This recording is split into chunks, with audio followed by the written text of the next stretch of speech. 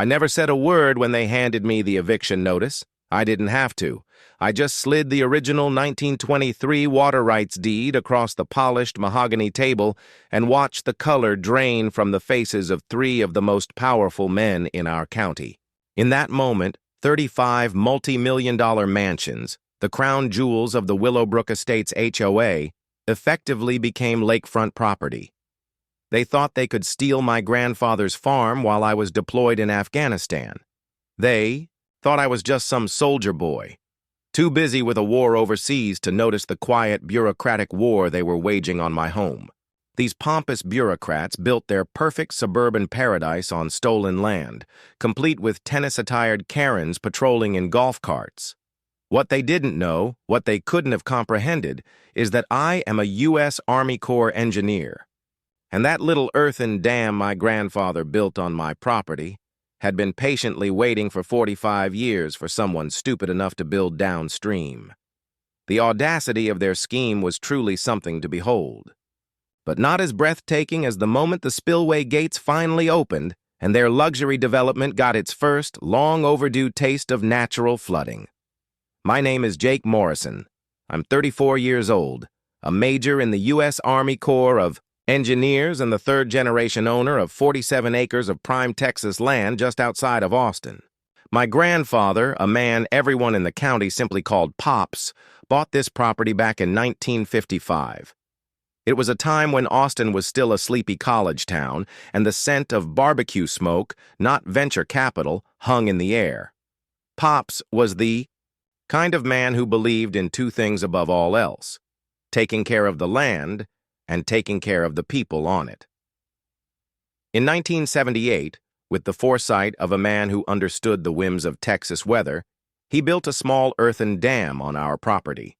It was nothing fancy, just good, solid engineering designed to collect rainwater for the cattle and to serve as a lifeline for our downstream neighbors during the brutal summer droughts.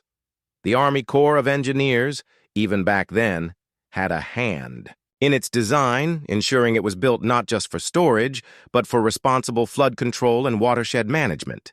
Pops always used to say that someday the back 40 acres would be worth something special. But for now, it was just beautiful. Rolling hills where we ran cattle and where I learned to hunt.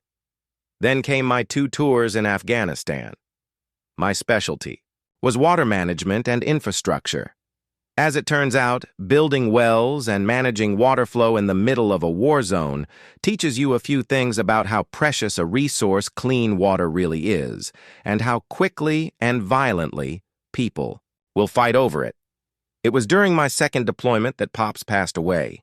The property went into a trust, managed by my well-meaning but completely overwhelmed sister, Sarah.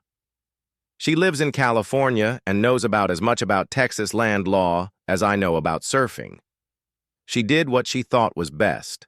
She hired a local property management company, Lone Star Land Services, to handle the taxes and general upkeep. The taxes were paid, but Sarah, bless her heart, never once looked at the actual tax assessment. It was a small, seemingly insignificant oversight. A big mistake. Enter our story's villain, Margaret Maggie Thornwell. 52 years old, president of the newly formed Willowbrook Estates HOA, and the kind of woman who drives a gleaming white BMW X7 and treats tennis outfits like corporate business attire. Maggie possesses that particular brand of passive-aggressive sweetness that some Southern women perfect around age 45, the kind where they'll smile while they're stabbing you in the back and somehow make it sound like they're doing you a favor. Her power wasn't just in her HOA title. She was married to City Councilman Rick Thornwell, a fact that should tell you everything you need to know about how she gets things done. She had a reputation for neighborhood beautification initiatives, which was just a polite way of saying she was an expert at forcing out anyone who didn't fit her pristine vision of suburban perfection. I came home from my final deployment. In August of 2023, bone-weary but ready to finally spend some real time on Pop's land. I drove down that familiar gravel road, past the old oak tree where I'd carved my initials as a kid, expecting to see the same rolling pastures, the same quiet herd of cattle, and that little earthen dam sparkling in the Texas sun. Instead, I found an invasion. Construction crews, concrete trucks, and survey stakes were scattered across my back 40. The crunch of gravel under my boots felt different, angrier.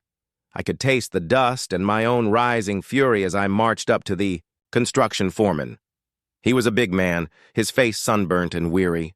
"Sorry, buddy," he said, not looking sorry at all. "We got permits and everything.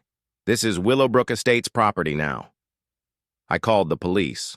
Officer Martinez showed up, his discomfort obvious. He explained that the HOA had filed an adverse possession claim while I was overseas. It's an old, archaic law designed to prevent land from sitting empty and unused.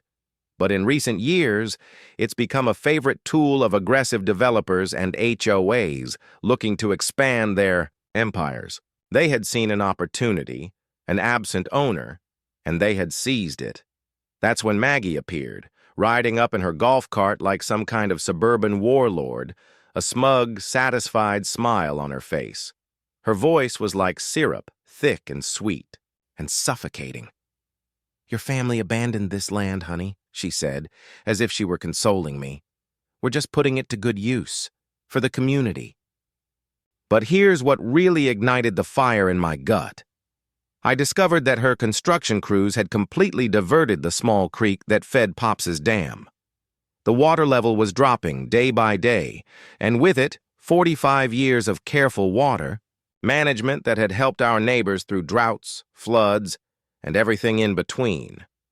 As I stood there, watching the water line recede from the sun-baked earth, Maggie's parting shot echoed in my ears. "You should have stayed closer. To home, soldier boy." In that moment, I knew. This wasn't just about land anymore. This was war. War is not always a matter of shock and awe. Sometimes it's a slow, grinding siege of attrition. My first battle was not fought on the fields of my grandfather's farm, but in the sterile, beige offices of the legal system. I hired the first attorney I could find, a man with a prestigious downtown Austin address and a handshake that felt like a billable hour.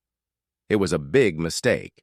He quoted me an astronomical $85,000, not to win the case, but just to challenge the zoning change.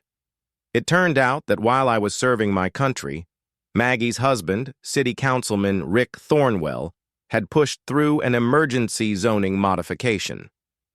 My family's land, which had been zoned for agricultural preservation for half a century, was redesignated as a prime residential development zone. The change was passed in a late-night council session with minimal public notice, faster than, you can say, conflict of interest. The system, I was quickly learning, was rigged from the inside, but this is where my Army Corps training began to pay dividends. While that overpriced lawyer was shuffling papers and billing me for every phone call, I was doing my own reconnaissance. I started digging through the county records, treating the dusty archives like a hostile landscape, hunting for the improvised explosive devices of legal bureaucracy. And just like in Afghanistan, I knew the devil and my salvation would be buried in the details. It was on the third day, in a stuffy, forgotten basement room of the county courthouse, that I found it. Pop's original 1978 dam construction permits. They were beautiful. See, Pops hadn't just built that dam himself, with a few buddies and a tractor. He had worked directly with the U.S. Army Corps of Engineers. The project was part of a larger, federally guided initiative for flood control and watershed management in the region. That single fact was a tactical nuke. It meant my small earthen dam fell under federal jurisdiction. And here is your first knowledge nugget. Any dam built with federal guidance or for federal purposes creates a layer of federal jurisdiction that local HOAs and corrupt city councils cannot override. Period. The metallic taste of adrenaline hit my tongue as I stood there, the faded blueprint cool against my fingertips. I realized what I had found. This wasn't just a property dispute anymore.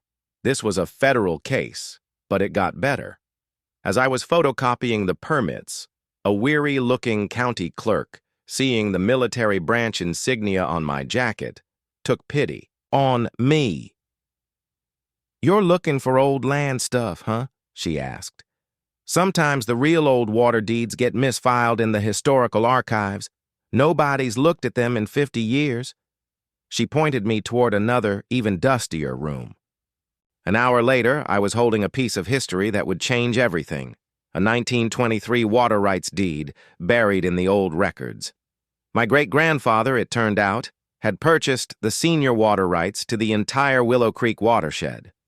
These rights were older than the city of Austin's modern charter, older than the county's municipal water system, older than every single one of those McMansions currently sitting on my stolen land. They weren't just stealing my property, they were stealing my water. Meanwhile, Maggie was busy waging a public relations war. She organized an emergency HOA meeting to discuss the dangerous dam structure on the newly acquired community land. She had, of course, tipped off a local news crew in advance. I watched her on the 6 o'clock news that evening standing in front of her perfectly manicured lawn, a picture of concerned motherhood. She spoke about children's safety and neighborhood security, her voice trembling with manufactured fear. "We're just concerned about our children's safety," she said, dabbing at her dry eyes with a tissue. "That dam looks ready to burst, and we have families living right downstream."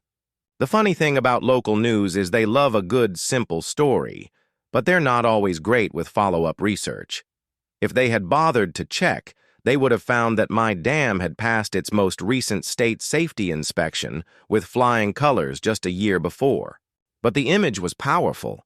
The brave HOA president protecting innocent children from a crumbling, dangerous relic. Maggie wasn't done. She took to the Nextdoor app, that digital town square where HOA presidents go to flex their petty authority. Her post was a masterpiece of veiled threats and innuendo. It warned about aggressive property disputes and unstable individuals in the area. She never mentioned my name, but she didn't have to. In a community that small, where gossip spread faster than wildfire, everyone knew exactly who she was talking about. The smell of diesel exhaust mixed with cedar pollen hung heavy in the August air as I stood on my front porch each evening, watching their construction crews work double shifts. They were in a race, a frantic sprint to finish those houses before I could get any kind of legal injunction to stop them. Every night, I counted new foundation pours. Every night, the water level in Pops's dam dropped another inch. My overpriced lawyer told me it could take months, even years, to fight the adverse possession claim in court. I didn't have years. The land, the water, the legacy Pops had left me was dying right before my eyes. That's when I called my old Army buddy Tony Riggs. Tony had left the Corps and now worked for the EPA's Enforcement Division. 20 minutes on the phone with him taught me more about environmental law than 3 hours with my attorney. "Jake," Tony said, his voice sharp and clear, "if they're diverting a natural waterway without federal permits, that's a Clean Water Act violation. And if your dam has federal jurisdiction..." He didn't need to finish the sentence. I started documenting everything. I set up trail cameras around the property perimeter. I took time-stamped photos of every water diversion, every new piece of construction. I took flow measurements at 3 different points along the creek, building a data set that would be irrefutable. My sister Sarah called from California, her voice strained with worry, begging me to just take the money and walk away. But this wasn't about money anymore. It was about the crunch of gravel under construction boots that had no business being on my land. It was about the smug, satisfied look on Maggie's face. It was about the bitter taste of stale courthouse coffee during late-night research sessions that revealed just how deep this corruption went. But most of all, it was about that dam. Pops had built it to help the community. For 45 years, it had been a source of life for our downstream neighbors. Maggie's crew was turning it into a decorative, soon-to-be dry pond for a handful of million-dollar homes. Here's the thing about water rights in Texas. They're older than oil rights, older than mineral rights, and a hell of a lot harder to steal. But you have to know how to fight for them. As I stood there, Watching another concrete truck rumble past my kitchen window, I realized something important. This wasn't going to be won in a courtroom with expensive lawyers and legal briefs. This was going to be won with engineering. A siege isn't won by repelling attacks. It's won by cutting off the enemy's supply lines. Maggie Thornwell had thrown everything she had at me: legal threats, public slander, bureaucratic harassment. It was time to stop reacting and start dictating the terms of the engagement. Her supply lines were money, political influence, and a carefully crafted illusion of legitimacy. I was about to cut all three. My first move was to fire my lawyer. He was a product of a system designed for slow, expensive battles. I was trained for asymmetric warfare. I hired a different kind of attorney, a sharp, hungry environmental lawyer named Amanda Cross, who specialized in pro bono water rights cases. When I laid out my evidence, the 1923 water rights deed, the 1978 federal dam permits, and my detailed documentation of the creek diversion, her eyes lit up. This wasn't just a case for her, it was a crusade. While Maggie was busy organizing what she called a neighborhood safety patrol, 3 HOA board members in matching polo shirts who parked at my property entrance like a suburban checkpoint, Amanda and I were going on the offensive. We didn't file a lawsuit. We filed a formal complaint with the Environmental Protection Agency. Tony Riggs, my friend at the EPA, ensured it landed on the right desk. The complaint detailed the illegal diversion of Willow Creek, a direct violation of the Clean Water Act. The fines for such a violation, we noted, start at $50,000. Per day, Maggie's response was predictable. She escalated. Rick used his city council position to order a wellness check on me through veteran services. Apparently, I was now a troubled veteran, struggling with readjustment issues. A kind but thorough social worker showed up, clipboard in hand, forced to ask me a series of condescending questions while Maggie watched from her golf cart like she was supervising a military inspection. That's when the coordinated bureaucratic assault began. The building inspector, the fire marshal, the health department, and animal control all showed up on the same day. A regulatory SWAT team sent to find any pretext to condemn my property. The building inspector, a man I later learned was Rick's drinking buddy, declared that my front porch needed $8,000 in immediate foundation work. It was a classic squeeze play. They were trying to drown me in paperwork and phantom violations, to bleed my resources until I had no choice but to surrender. But two can play that game. While they were focused on my farmhouse, I was focused on their entire development. My research had uncovered something beautiful. Their subdivision had been built in what the Army Corps of Engineers officially classified as a 100-year floodplain.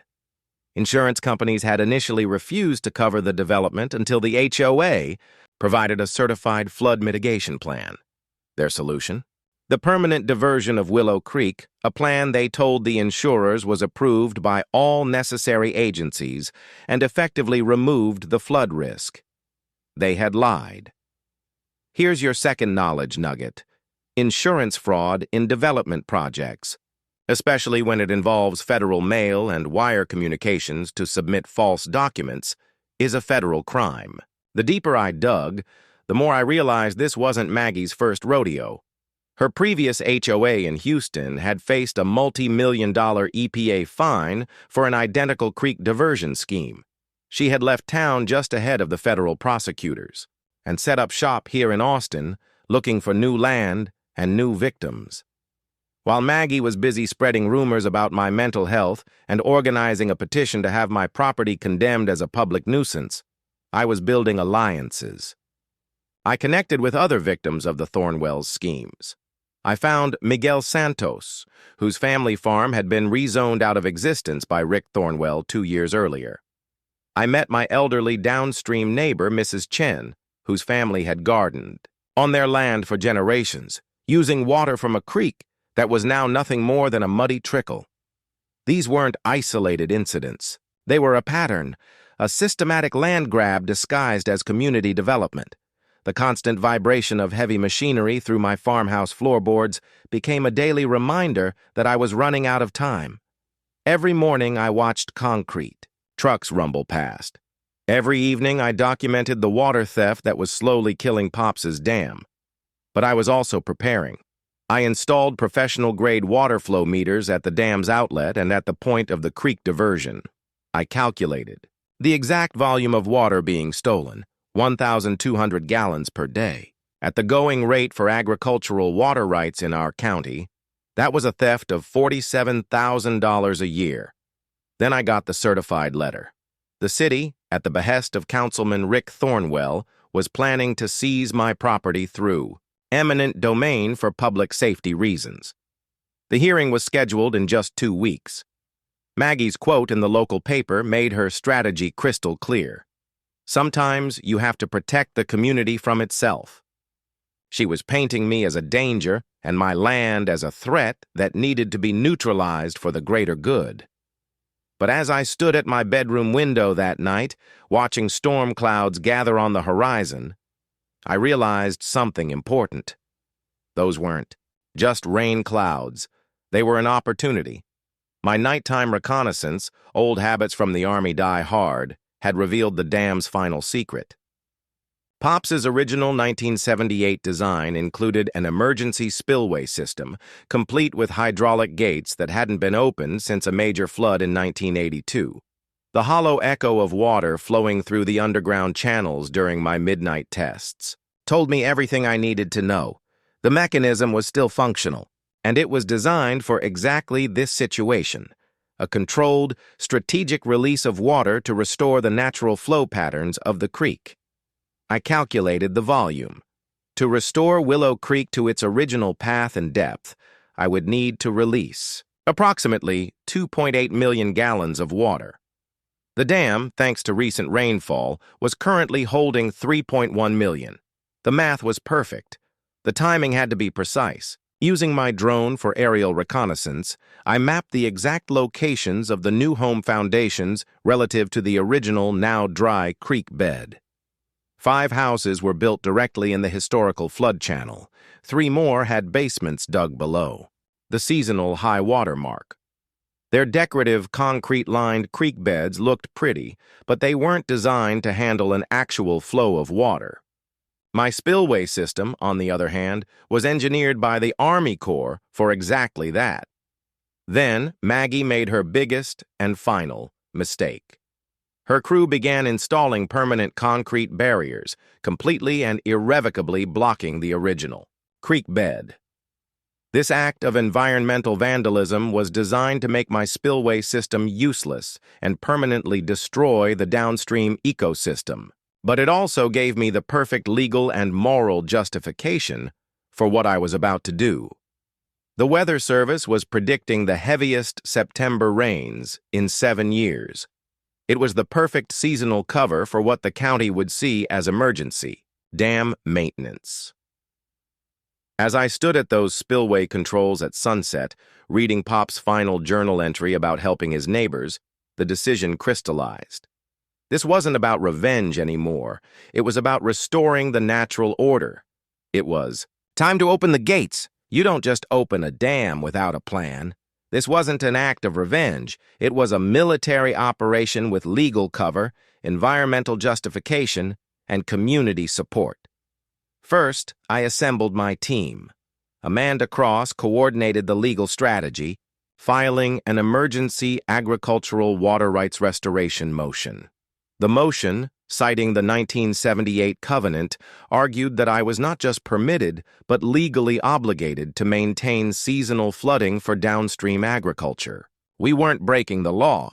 We were following it. Tony Riggs provided the federal cover, guaranteeing that EPA investigators would be on site to witness what he officially termed our natural flooding demonstration. Miguel Santos and Mrs. Chen organized the community, arranging for dozens of downstream farmers and residents to witness the agricultural water restoration. Our strategy was simple: control the narrative before Maggie could spin her version of events. Technical preparation was pure Army Corps engineering. I created detailed spillway operation plans with precise calculations, a controlled release starting at 6 a.m., a gradual increase over 4 hours, with peak flow at 10 a.m. The water volume was calculated to perfectly replicate natural flood patterns, enough to overwhelm her illegal concrete barriers and restore the creek, but not enough to cause any actual structural damage to the houses. Safety was paramount. I posted warning signs and personally notified the volunteer fire department. This wasn't a reckless flood. It was a carefully controlled demonstration. Maggie's desperation reached a new level the night before. My trail cameras caught 2 men. Hired private security trying to sabotage the spillway controls with quickset concrete at 2 hours a.m. But I was ready for her. Tony had tipped off the sheriff's department, and a deputy was waiting in the shadows. The arrest was beautiful. At the same time, Maggie was on the Austin morning show, playing the victim, talking about how a troubled veteran was threatening to wash away children's homes. While she was on television, I was in the dark, with a jackhammer, clearing the last of her sabotage and documenting every piece of concrete as evidence for the criminal conspiracy case. At 7:02 a.m., with federal agents from the EPA watching, from a nearby hill and the morning sun painting the sky orange, I opened the spillway gates. The sound was magnificent, not the violent rush of destruction, but the gentle, powerful whisper of water returning home. For the first time in 18 months, Willow Creek began to flow in its original bed, exactly where nature intended. Miguel Santos knelt beside the restored creek bed, cupped the clear water in his weathered hands, and wept. Maggie's reaction was immediate and predictable. She was live streaming on Facebook, her voice cracking with hysteria. "He's flooding our children's homes. This is what happens when we let unstable veterans have weapons." Except the water wasn't flooding anything. It was flowing exactly where it belonged, contained within the natural banks of the original creek bed that her development had illegally blocked. The local news helicopters circled overhead, but the dramatic footage they captured wasn't of a disaster. It was of a creek being reborn. The legal and financial house of cards collapsed with breathtaking speed. The EPA agents, having witnessed the natural flow firsthand, now had irrefutable proof that the entire development was built in a functional floodplain, in direct violation of the Clean Water Act. The State Insurance Commission, alerted by Amanda, froze all of the HOA's development insurance policies pending a fraud investigation. Without insurance, the construction companies work ground to an immediate halt. Their multi-million-dollar loans were now in jeopardy. The eminent domain hearing was scheduled for that afternoon. It was supposed to be Maggie's coronation, the final legal stamp on her victory. Instead, it became her execution. We walked into Judge Walsh's courtroom. Maggie and Rick arrived with an army of high-powered Houston attorneys. I arrived with Amanda, Miguel Santos, Mrs. Chen, and 20 other farmers and residents. Maggie's lawyer opened with a dramatic plea, presenting photos of the muddy, now-flooded construction sites and claiming millions in damages. But then, Amanda stood. She didn't argue. She simply presented the evidence. The 1923 water rights deed, the 1978 federal dam covenant that legally required me to do exactly what I had done. The EPA's on-site report confirming that the spillway release was a perfect simulation of natural seasonal flooding. And then the final blow. Documentation of Maggie's Houston HOA paying a $2.3 million EPA fine for an identical creek diversion scheme. The federal prosecutor, who had been sitting quietly in the back of the courtroom, stood and announced that his office was opening a criminal investigation into interstate water fraud, insurance fraud, and conspiracy. The courtroom erupted. Judge Walsh, seeing federal charges being announced in his own courtroom against his golf buddy, had no choice. He denied all of Maggie's motions, ruled that my spillway operation was a legal and beneficial act of agricultural water management, and ordered the HOA to cease all interference. As federal agents escorted a stunned Rick Thornwell from the courthouse for questioning, Maggie found herself surrounded by reporters with nowhere to hide. 6 months later, justice flowed as naturally as the restored creek.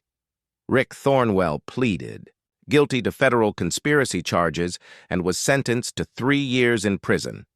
Maggie, facing a mountain of civil penalties from the EPA, the banks, and a class-action lawsuit from the homeowners she had defrauded, filed for bankruptcy. The Willowbrook Estates HOA dissolved completely. I used the substantial settlement I won from the insurance fraud investigation to buy Miguel Santos's family farm at a tax auction and returned it to him, debt-free. I still live on Pop's land. The farmhouse is my home, and the dam is my responsibility. The creek flows free, a testament to a promise kept. The new community association, formed by the farmers and the residents who fought with me, is focused on environmental stewardship, not suburban tyranny. Sometimes I'm told you have to flood the valley to save the creek, but you don't do it alone. You do it with your community, your neighbors, and the quiet, unyielding power of the law. And sometimes, if you're lucky, you get to watch a bully's entire world get washed away in a flood of their own making.